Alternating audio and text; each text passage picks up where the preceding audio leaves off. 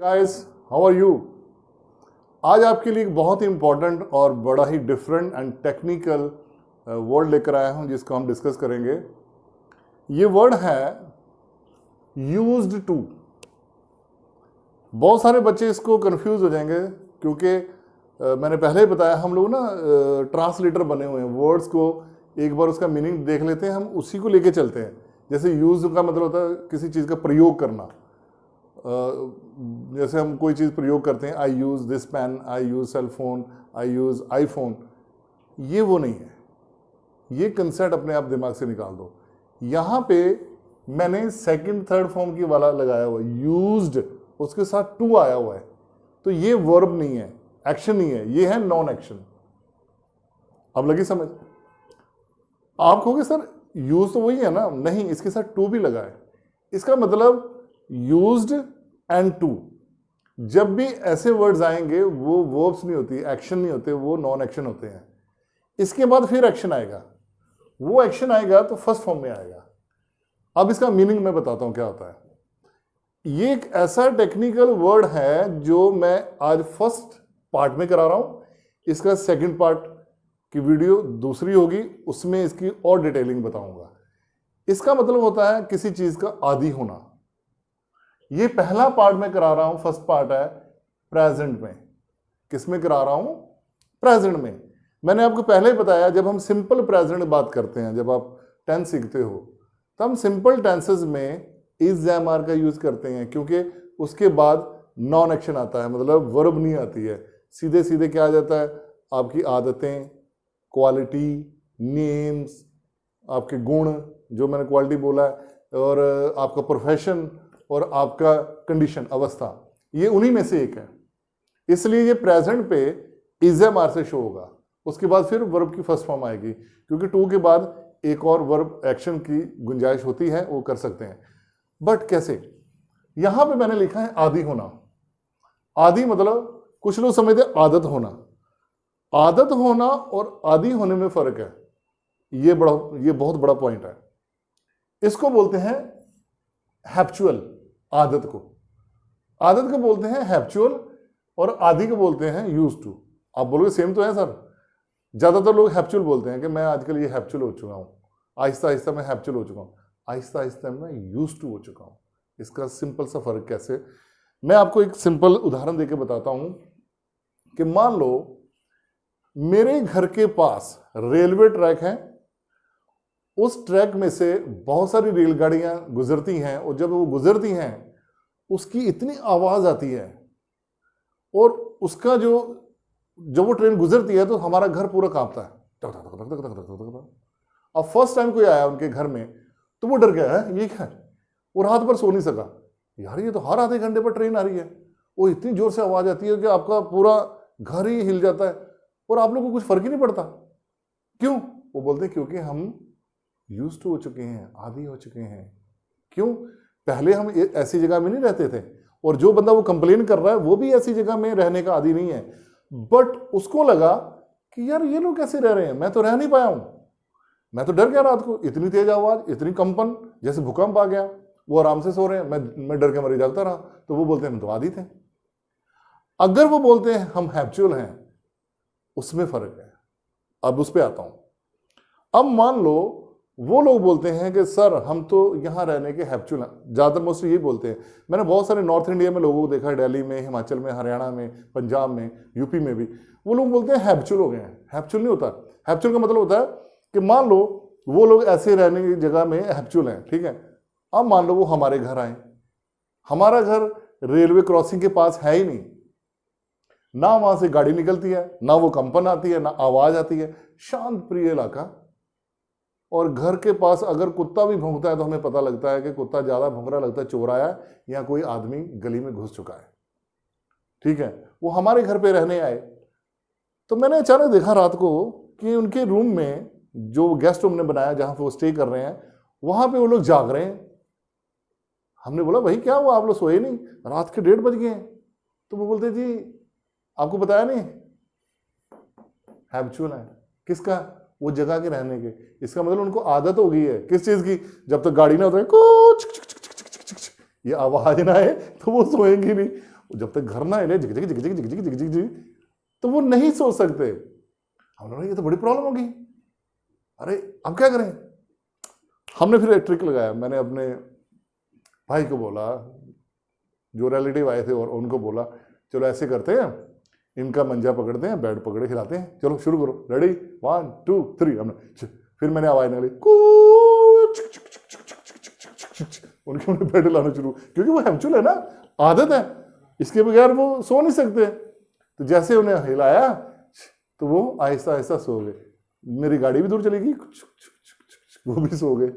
ऐसा कभी होता नहीं है। क्लियर? क्यों? क्योंकि हम जब भी कोई ऐसी नई जगह में जाते हैं, हमारा वो जो शारीरिक जो संबंध होता है, जिस जगह से हम रिलेट करते हैं, वो हमारी बॉडी, हमारा माइंड वैसा नहीं होता, तो हमें उसकी आदत नहीं पड़ी होती, हम आदी हो जाते हैं आहिस्ता आहिस्ता, तो वहां लगता है यूज्ड टू। अगर आप शांत इलाके में भी आपको नींद आ जाती है, आपको ट्रेन की जरूरत नहीं है, वो नॉइजी एरिया की जरूरत नहीं है, एक शांत पहाड़ी इलाके में जगह अच्छी नींद आती है, तो आप यूज्ड टू हो, हैबिचुअल नहीं हो। समय लगी आज। इसी हम चैप्टर को आगे बढ़ाते हैं। इस यूज्ड टू को विस्तार कैसे करते हैं? इज एम आर लगेगा, आपको पता ही है। इज लगता है ही शीट के साथ, तो एम लगता है आई के साथ, आर लगता है यू वी दे के साथ। अगर मैं कहता हूं now I am used to have tea, मैं चाय पीने का आदी हूं, इसका मतलब क्या है इस लाइन का? कि पहले मैं चाय नहीं पीता था। ये सच भी है। हमारे पेरेंट्स ने हमें कॉलेज तक, इवन जब तक हमने अपना बिजनेस नहीं शुरू किया, तब तक उन्होंने चाय नहीं पीने दी। वो बोलते थे चाय से ये आपको ताकत नहीं देता, इससे आपके अंदर डाइजेस्टिंग प्रॉब्लम बढ़ेगी, गैस्ट्रिक प्रॉब्लम है, एसिडिटी प्रॉब्लम, तो आप इससे बचो। तो आप दूध पियो, जूसेस पियो, लस्सी पियो। हमें चाय नहीं पीने को मिलती थी, और मेरे दोस्तों को भी पता था ये चाय कम पीता है, मतलब पीता ही नहीं है। तो एक बार मैं पी रहा था, तो उसने बोला यार तू आजकल चाय पीता है? मैंने बोला हाँ यार नाउ, मतलब अब I am used to have tea, मैं आदी हो गया हूँ। क्यों? मैं जिसके घर भी जाता था वो चाय बनाते थे, मैं पीता नहीं था। बोलता यार बड़ा ये एरोगेंट आदमी है यार, बहुत घमंडी है, तो चाय नहीं पीता हमारे घर की, शायद हम गरीब हैं। ऐसी कोई बात नहीं थी, मैं पीता ही नहीं था। पर आहिस्ता आहिस्ता मैं आदी हो गया हूँ, मैं चाय पीने लग पड़ा हूँ। अगर चाय ना भी मिले तब भी रह लेता हूँ मैं, ये आदी है। अगर आप चाय के बगैर नहीं रह सकते, फिर आप in the habit of T, in the habit of having T बन जाएगा। जबकि अगर मुझे चाय मिलती है तभी ठीक है, नहीं मिलती तभी ठीक है।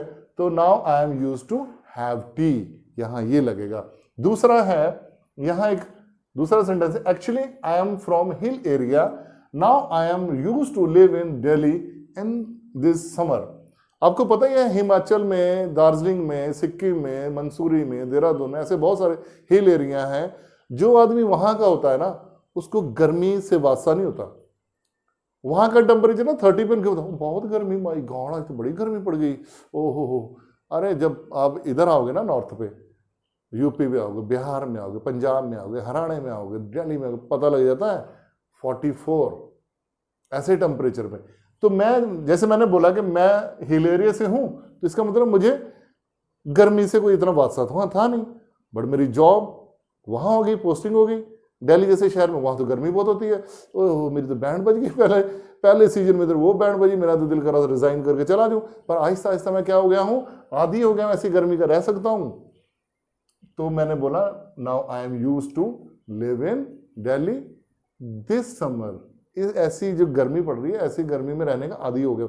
इसका मतलब मुझे आदत नहीं पड़ गई, हैबिचुअल नहीं है। इसका मतलब मैं हिमाचल में जाऊंगा ना, कभी पहाड़ी इलाकों में जाऊंगा, यार नींद नहीं आ रही है, मुझसे रहा नहीं जा रहा। क्यों? ठंडा है ना, आई एम हैबिचुअल। गर्मी करो यार, गर्मी करो, आग लगाओ मेरे आजू बाजू, मुझे गर्मी से पूरी तरह तंग करो, जब तक मेरा पसीना नहीं निकलेगा मैं नहीं सो पाऊंगा चैन से। ऐसा होता नहीं है।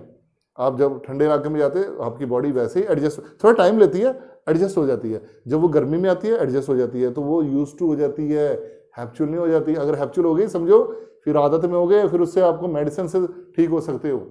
यूज्ड टू में कोई मेडिसिन की जरूरत नहीं पड़ती। इसी तरह से my friend is used to abuse now. हो मैं जिस फ्रेंड को जानता था, वो पहले ऐसा गालियां नहीं देता था। पता नहीं यार आजकल क्या हो गया, जब देखो गाली देता है, जब देखो गाली देता है। बात शुरू करने से पहले, बात खत्म करते वक्त, मतलब वो एक हेल्पिंग वर्ब की तरह यूज कर रहा है। तो अब्यूज, समझे आप? मतलब वो रेगुलर गाली नहीं देता, आजकल तो नहीं हो गया है, तो यूज टू। ऐसे we all are use to speak English now days. ये आप सबके लिए है। जो जो मेरी वीडियो देख रहे हैं, प्रैक्टिस कर रहे हैं घर में, वो भी यूज टू हो रहे हैं क्या इंग्लिश बोलने के।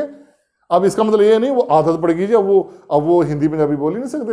वो अगर मान लो वो यूपी का है उसको बोलते कहा अरे भैया कैसे हो, ठीक हो, अरे भैया हम हैबिचुअल है इंग्लिश का, हमसे इंग्लिश में टॉक करो, क्या कर बे, टॉक कर बे। तो इस तरह से आप तो हैबिचुअल हो नहीं, क्योंकि अगर आप कोई आपसे आपकी भाषा में बात करेगा तो आप उसकी भाषा में जवाब दोगे, बट इंग्लिश भी बोल सकते हो तो यूज टू हो गए ना। तो we all use to speak English now days. तो यही आशा करता हूँ आप सभी भी यूज टू हो जाओ इंग्लिश बोलने का। और मुझे लगता है ये बहुत ही सिंपल और बड़ा मैजिक वाला टेंस है। आपने देखा होगा बहुत सारे सेलिब्रिटीज जब भी इंटरव्यू देते हैं वो बहुत बड़ी सारी बातें करते हैं। आई यूज टू स्मोक, नाउ मैं आजकल स्मोक करता हूँ, यूज टू हो गया हूँ। I use to spend time on video games, I use to watch movies on OTT। पहले OTT होता ही नहीं था, आजकल यूज टू हो गया हूँ, आदी हो गया हूँ उसका। तो ऐसे बहुत सारी चीज़ें आपकी ज़िंदगी में नई नई आती जाएंगी, आप जोड़ते जाओ यूज टू के साथ। हैबिचुअल नहीं लगाना, हैबिचुअल तब लगाना जब आपको उसको एडिक्ट हो जाओ, समझ गए, एडिक्ट, वो नशे की तरह लग जाए, ये वाला यूज टू है। अगला नेक्स्ट पे इसको और ज़्यादा डिटेल में जाएंगे, तब तक के लिए इजाज़त। आपका हो दोस्त मिस्टर वीरेंद्र कुमार गुरुंग।